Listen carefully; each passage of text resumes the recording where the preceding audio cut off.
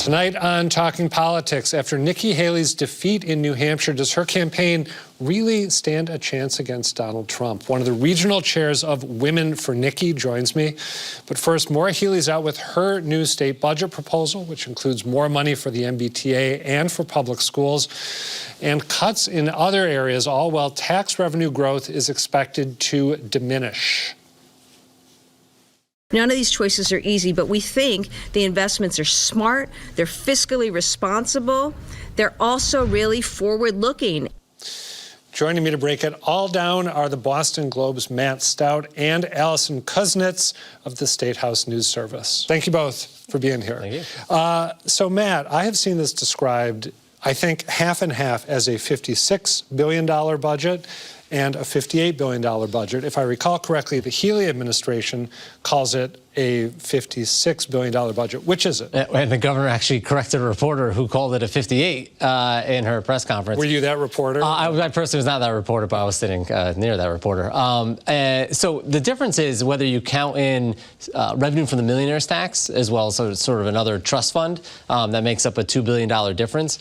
In my mind, I mean, we call it a $58 billion budget because if you're making investments using money from the millionaire's tax and some of the biggest investments, I mean, that's part of the budget, and that is your budget, and you're really relying on it to do some investments that you think are important. So it becomes a $58 billion in my mind, given that last year was 56, counting those things. So what's the political incentive, if it is a political incentive, for the Healey administration to say, no, it's 56? Just to make it sound like they're more frugal? It's as much about math as about politics on this, because if you're at 56, you could claim a certain, revenue's growing this amount. As they put it, that would be, I think, 2.9%, they said it. But if you count in sort of the millionaire's tax revenue and the spending connected to that and elsewhere, that rises about a 3.7% jump. So, I mean, that only sounds like obviously a fraction of a percentage point, but when you're talking about, as Healey has, hey, we're tightening our belts here, 2.9 sounds a lot better than 3.7. It does. When you're trying to make the point of we're being fiscally responsible in building our budget. So, yeah, politics and math clashing together. Okay, thank you. Yeah. Alison, this proposed budget is, I believe, $2 billion higher than the budget for the current fiscal year. Stop me if I got something wrong, by the way. No, Feel free to say, no, that's incorrect. $2 billion higher, but it's based on the idea that revenue is going to be pretty much static. How is the Healey administration attempting to balance increased spending with static revenues? Right, so there is a flat revenue growth, and this is part of the reason why revenues for this fiscal year 2024 have come in below expectations for 6 months, and that explains why the Healey administration recently announced $375 million in cuts. So to kind of get extra dollars to make this budget, to make sure the Healey administration is able to fund the initiatives it really wants to, it's diving into some other revenue sources that it doesn't typically. So it's taking into, for example, capital gains revenue that would typically go into the stabilization fund. The rainy day fund. Yes, the rainy day fund. So the Healey administration has emphasized they are not dipping into the rainy day fund, but they are taking away a certain amount of capital gains that would typically go into the rainy day fund. They're keeping that into the general fund. Which, that's one way. Harkening back to Matt's point earlier, could also be framed as dipping into the rainy day fund. I mean, if you get the money before it goes in, that's kind of the same as getting it after it goes in and then taking it out. And they're also plugging money from other sources, like for the Student Opportunity Act, they're plugging from that education fund. There's a number of other casino gambling money. They're hoping that by making the lottery go online, that money could also fill a gap. So they're looking at other ways to fund the budget than we typically see. I want to ask you about, I believe, another instance in which they're using the technique that you just described. This budget proposal would level fund the state shelter system, the emergency shelter system, which is extremely overtaxed at this point in time, with, I believe, $325 million.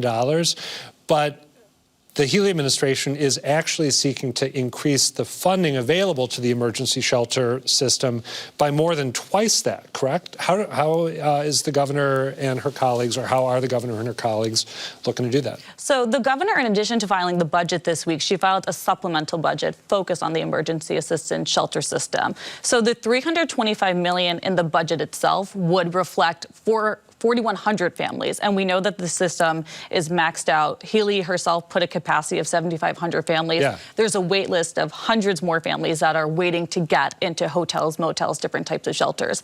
So what Healey has proposed, or what the administration has proposed, is dipping into an escrow fund. So that fund is composed of surplus dollars. It's composed of ARPA money, and so the administration wants to basically drain down that fund as another way to fund the emergency assistance shelter system. But there's been some pushback already, or not all lawmakers really seem on board. The Senate Ways and Means chairman has said that they really do try to protect that transitional escrow fund. So it remains to be seen if the legislature will be on board with that way to support the shelter system. Okay. Matt, the state is going to bring in, how much are we talking? Close to $2 billion, but not quite from the millionaire's tax? What's the actual number?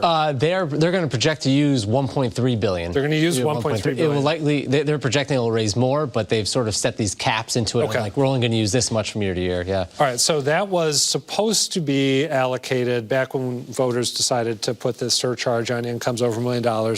The idea was that this new income stream was going to be dedicated to sustainable investments, I think. Maybe that word wasn't used, but investments in transportation and education. How are those proposed investments breaking down in the governor's budget? Yeah, it's a little bit more toward education than transportation this time. Part of it is, well, at least on the transportation side, she wants to up what the MBTA receives. I think they're about $127 million, including in that. On the education side, they're putting it toward this new literacy effort to sort of change how literacy is taught across the state, and that's $30 million. There's a number of different buckets on both sides. Universal pre-K a part of it? Yes, there's money going toward, at least as they put it, not universal pre-K. They want to put on the state on the path toward universal pre-K. Thank you. That's an important correction. Steps toward that. Really, right now, focus on gateway cities, 26 cities across the state. So it's really kind of spreading the money to different places, and we're seeing different places this year they're trying to fund than they did last year with the millionaires tax. So it's not as they didn't lock themselves into like, hey, we fund this in year one, you're not definitely going to get it the next year for millionaires tax. It sort of changes from year to year. And again, will the legislature do the same? I mean, they'll probably have a different idea.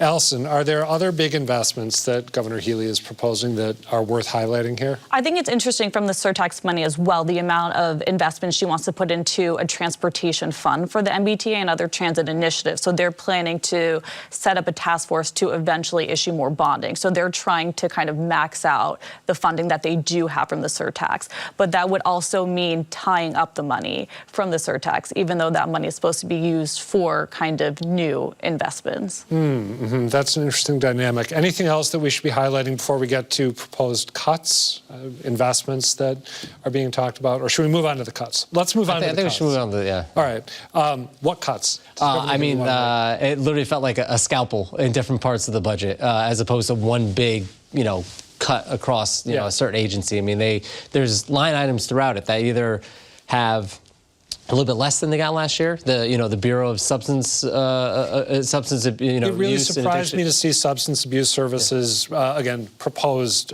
diminished funding for. Yeah, and there's certain grants as well that they funded last year that there isn't funding this year. Yeah, I mean, especially with the sort of opioid crisis that the state is seeing. I mean, they described in their budget documents of there were one-time costs that last year they're not doing this year. Again, what those are, could really range from a number of different things. But there's kind of just parts throughout the budget where they cut here, cut there, and then said, well, this line item or this agency, their budget would have grown even more, and we scaled it back. So it kind of adds up to so many different ways of framing this stuff. There's a lot of creative accounting to really make it work, because it really takes kind of like, you got to look kind of throughout the budget to try to wrap your head around it. Alison, one of the cuts that struck me as surprising is, if I understand correctly, the Healey administration is looking to reduce funding for MassHealth's personal health care attendant program. So these are the workers who come in if someone is chronically disabled, permanently disabled, come in and help them around the house, cook meals for them. I believe that the Healey administration is looking at tightening eligibility for getting those services, limiting the amount of time that personal health care attendants are allowed to prepare meals for people who get those services. Am I right to be surprised by that particular cut? Because I know, state government obviously is huge and unwieldy, but anytime there's a cut that seems to really home in on people who are especially vulnerable, it makes my eyebrows go up. I think that cut reflects that MassHealth is really the biggest bucket in the budget. And you're seeing that the Healey administration right now is also going through the massive redetermination process to figure out people who were on the MassHealth rolls during COVID, they are being removed from the rolls, but it's still a significant expense. So I think the Healey administration there is really trying to see how can they kind of cut out some of those expenses. But you're right, there are a number of budget cuts that affect really vulnerable residents in the Commonwealth. When that happens, I feel like we tend to see something of a hue and cry from advocates. Is that happening in the case of the program I just described or anything else? People coming out saying, this is unconscionable. We just cut taxes in the state. We shouldn't be doing this. Or have we not reached that point of the process yet? I think I've heard it more so far as the budget cuts, the $375 million that was announced earlier. Because, just a couple weeks ago. Yes, yeah. Because those cuts do go to a number of grassroots organizations, community-based programs, some housing initiatives that kind of complement what the Healey administration is doing. Yeah, and just to follow up on that, those budget cuts, I mean, we're talking about a budget proposal right now, which has to go through the legislature. Those budget cuts are unilateral, and they take effect, and the legislature really doesn't have a lot of leeway because the governor has that power to do it. So those are felt immediately, and really, to a lot of people, were surprising because they were told months ago, you're getting this funding, and then to have some of it taken away almost hurts a lot more than being told months ahead of time, like, hey, we're proposing we're going to try to do this, and we'll see. That's that really makes a sort of a bigger impact, I think, on people just to hear that when they expected something else. Good point. Okay, explain to me a little bit about the pay raises that are going into effect as the Healey administration rolls out their budget blueprint. You reported recently that her cabinet secretaries are getting raises amounting to about $15,000, right? Correct. Who's getting these raises? How many people are getting these raises, and why are they getting them right now? So it's her cabinet, which is now you're testing me. I think it's 11 or 12 people that are in her cabinet. Only because I absolutely couldn't have told you. Okay, yeah, I mean, the cabinet has expanded under Healey compared to past governors. So I apologize, I don't know the number off the top of my head, but. So last year, the state negotiated with a range of unions that represent workers, who work for the executive branch, work for the state, a series of raises, which were 2 4% raises that were supposed to take effect first in July and then for this January. But because there was a delay in the legislature passing sort of this big supplemental funding bill last year, that money didn't get signed into law until December. Okay. And then as part of that, the administration, the governor made a decision of sort of, these workers are getting a raise, essentially tying them to, we're going to give the same increases to our cabinet secretaries. That wasn't something they had to do. That wasn't part of the collective bargaining agreement. That was a decision they made, which they said it was consistent with how past. I was going to say they said that's how we past administrations have done it. And it varies. I mean, for example, Charlie Baker's first term, he didn't give any raises to his secretaries throughout his entire first term until I believe it was December 2018. So he won a second term, and he kind of gave him the first time that they saw any raise in 4 years. I mean, these are decisions. I mean, same thing with budgets. I mean, they're made up of decisions of what you think is important. In this case, these raises are going, they said that there's money in the current budget to cover them. But also in that current budget, they're cutting from elsewhere. So these are, I think it's fair to, recognize the decisions that are being made about the money, even if, when you're talking about $15,000 for 10, 12 people, the money in itself is not huge money compared to other cuts, but these are still decisions you're making with how you spend taxpayer money.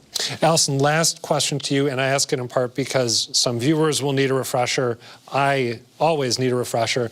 This is just the start of a long and very complex process. What's the timetable for what happens? Right, so the House needs to go forward in April, and then the Senate will come forward with their own proposal, and then that will turn into a conference committee, so closed-door discussions as senators and representatives, the lead negotiators, hash out the details. And we know that the budget is really supposed to be due by July 1 or finish around that time frame, but it typically never really is. So it'll be kind of stretching into the summer to see how this all plays out. But again, the governor had her budget, and she also had her supplemental budget agreement. So it'll be interesting how those pan out. The governor had also noted in her budget that the budget is complemented by some other proposals she's filed recently, including that other bill, the Municipality Empowerment Act, to raise local taxes for meals, lodging, other items like that. So there's going to be a lot of negotiations on Beacon Hill coming out of everything that's happened this week. All right, Alison, Kuznitz, Matt, Stout, thank you both for breaking this down. Appreciate it. Thank you. Next up, after a better-than-expected showing in New Hampshire, Nikki Healey is on to South Carolina and insisting that she's in the race for the long haul. Bring it, Donald. Show me what you got. Despite a wide gap in the polls and the news that the RNC briefly considered crowning Trump early, Healey and her campaign are laying out a strategy through Super Tuesday. At the end of the day, though, can she really give Trump a run for the nomination? Joining me is Massachusetts Representative Hannah Kane. She's the regional co-chair of Women for Nikki. Hannah, thank you for being here. Thank you. I haven't had a chance to talk to you about this particular race. So right up front, can you just explain to me and viewers why you're backing Healey as opposed to Donald Trump? Sure. I've watched Nikki Haley for a long time. When she was governor of South Carolina, I saw how she grew the economy. And when she went to the UN, as ambassador, she was very clear on what the United States stood for, and she wasn't afraid to stand up to bullies around the world. So my admiration grew for her, and I was hoping that she would run for president. And as soon as she jumped in, I wanted to help. And there are a number of us, not just here in Massachusetts, but around the country, that were really hoping that she would win, because we see her as the best chance not only to take back the White House, but to help Republicans up and down the ticket this coming November. Is it overly dramatic to ask if this is a battle for the soul of the GOP and what the GOP represents? I really think this is about the future of our country. Certainly it's about the GOP, but I also think that, the country is in a difficult spot, in my opinion. We have, unfortunately, I think, been too focused inwardly. And in that period of time, we are seeing growing threats around the world happening. So we need to elect somebody to the White House who certainly can lead on domestic issues, but also is experienced in foreign policy and can understand the threats in the world and make sure that the United States is prepared for them. Were you happy with the results in New Hampshire? They were better than the polls indicated, but there had been talk of her, running a very, very close second, maybe even beating Trump, which she didn't. You're okay with the results, though? Yeah, I mean, the polling had her at 38%. She came in at 43. She did 7 points better. And when you look at what Donald Trump did, he is essentially the de facto incumbent here, right? Yep. And he only got 54%. He should have been up in the 80s. And I think, because of the folks that were dropping out, basically from the first of the year through New Hampshire, we didn't give enough due respect to the fact that Nikki Haley started this race 11 months ago with $0 and 2% polling. 12 other candidates have dropped out, and it is now her and Donald Trump. So when you look at her getting 38%, in polling and then coming in at 43 on election day, she outperformed, and also she was the one who was getting votes from independents, which is going to be critical to win a national election. And people who decided in the last few days, the majority of them broke for Nikki Haley. Let me ask you about the support she's been receiving from independents. I'm going to stop pointing at you with my pen. I've been told it's a bad habit, and I just put this down here. So she did get support from a whole bunch of independents. I believe it was 2-to-1, her independent support compared to Trump's. But conversely, he got 3 Republican votes for every 1 Republican vote that she got. Is it realistic to expect to become your party's nominee if the actual party members seem to be so inclined to vote for your rival? Well, the reality is 35% of Republicans nationally say they'll never vote for Donald Trump. So when you look at winning a national election, you need certainly Republicans, but you also need independents. And those people, when we look at national polls, are already going with Nikki Haley. She, in one poll, was up on Biden by 17%. Donald Trump isn't anywhere close to that. So that we know in a general election, Nikki Haley can win. I want to roll a little bit of Trump's election night speech and get you to respond to it. Let's take a look at some of what he said. Sure. The only person more angry than, let's say me, but I don't get too angry, I get even. The only person...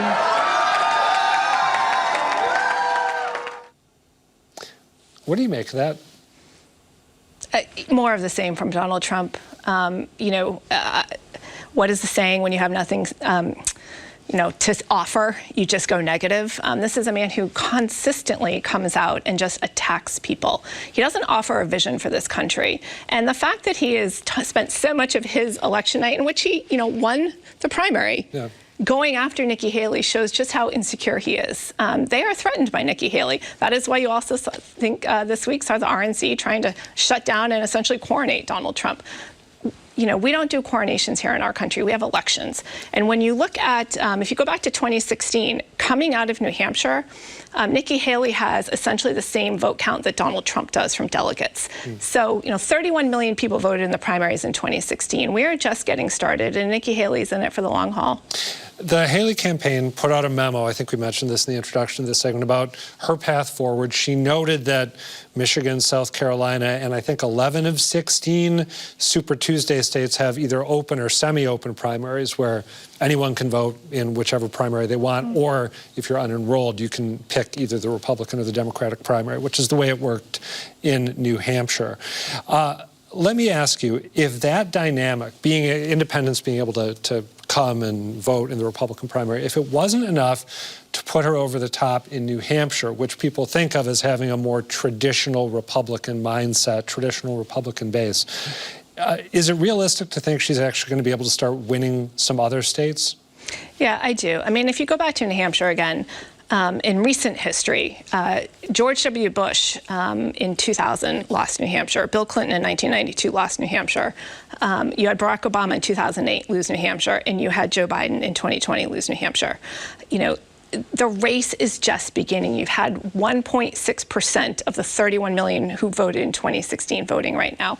As we move forward, more and more people are now getting to know Nikki Haley. Again, we, up until recently, had 12 people running who are now not out of the race. There is now a chance for people to understand the differences between Nikki Haley and Donald Trump, which is why hopefully the RNC gets focused on scheduling a debate, because that is where people will have a clear opportunity to hear their different visions for America. And I think that is where you will see more of the independent vote come to Nikki Haley. I would love to watch a debate between her and former President Trump, but is it realistic to think the RNC is going to push there? Because, as you mentioned, they were going for, banding about the idea of an early coronation to get everyone to consolidate behind Trump.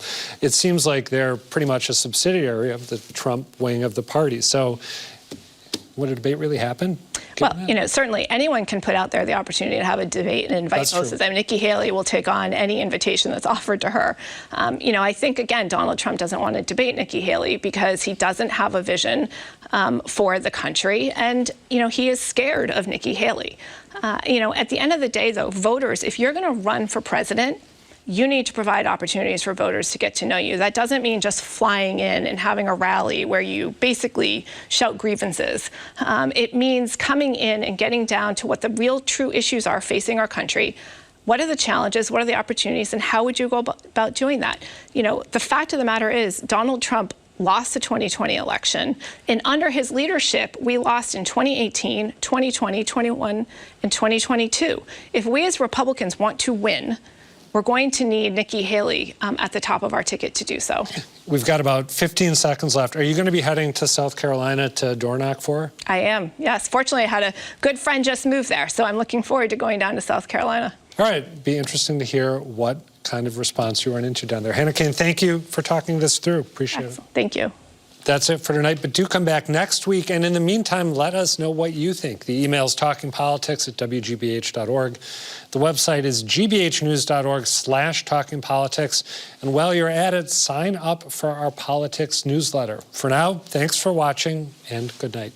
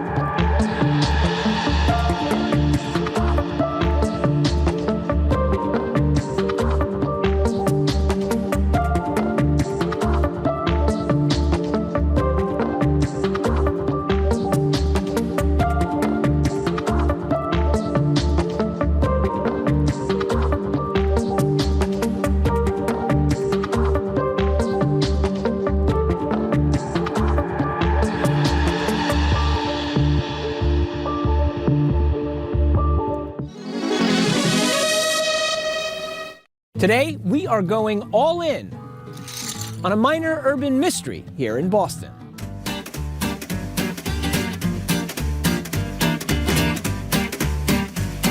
In a typical year, the city of Boston issues about 5,000 permits for street excavations. Companies like Comcast and Verizon dig to lay cable. National Grid tears up stretches to repair gas lines. And well over 100 different private companies working for homeowners or commercial properties lay underground pipes that tap into water mains. Each time a company digs up a Boston street, they are responsible for repairing it when they're done. And crucially, the city has a 3-year warranty on every single one of those patches. According to city officials, about 10% of these patches go bad, cracking, crumbling at the edges, sinking, and they need to be repaired. When that happens, how do city officials know whether that particular patch is still under warranty? And if it is, what company is responsible for fixing it? That's where these guys come in. They are called A-tags, short for asphalt tags, and they are the centerpiece of the city of Boston's street repair tracking system. Though they are but little, about 1.5 inches in diameter, they are fiercely informative, if you know how to decode them. The year the patch was laid is marked at the center of each A-tag, so it's easy to quickly identify whether it's still under warranty. As for who laid each patch, city officials devised a color coding system. Now, big companies that do a lot of digging, they get their own custom colors, and they get to display their name on their A-tags. National Grid, you're yellow. Boston Water and Sewer, you're blue. MWRA, you're light blue. Comcast and Verizon, you're orange. Eversource, you're red. I said the steam company, you're white. Private contractors who work under the streets of Boston get a green A-tag with a unique ID number at the top. So all it takes is a quick look at a legend to know who did the job.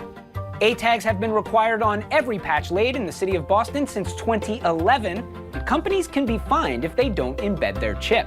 The system has been a rousing success, according to city officials, who say the compliance rate is somewhere between 98 and 99%. As for that last 1 to 2%, now that you know the code, you too can be an inspector. If you see a failing patch in your neighborhood, call 311, or better yet, snap a pic and tweet it at boss311. So there you have it, the humble A-tag, an ace up the city's sleeve that keeps the odds high. The streets stay even. I'm Edgar B. Horwick III. Stay curious out there. The Curiosity Desk is sponsored by Emerson College, inspiring curiosity and creative expression in all of us.